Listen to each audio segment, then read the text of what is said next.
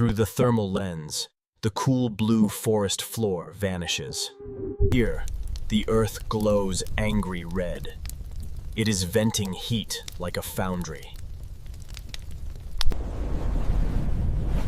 We dive into the glowing throat of a turret, descending 3 meters into the dark. Below lies a metropolis of 7 million ants, and a fungus garden the size of a room.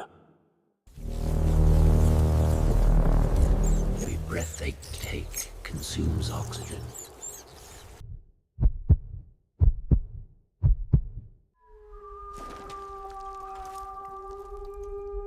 But they have mastered the wind.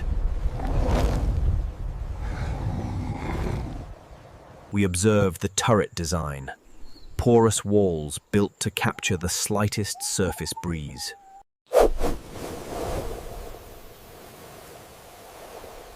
As the wind strikes the tall central ridges, it creates a vacuum, sucking the stale.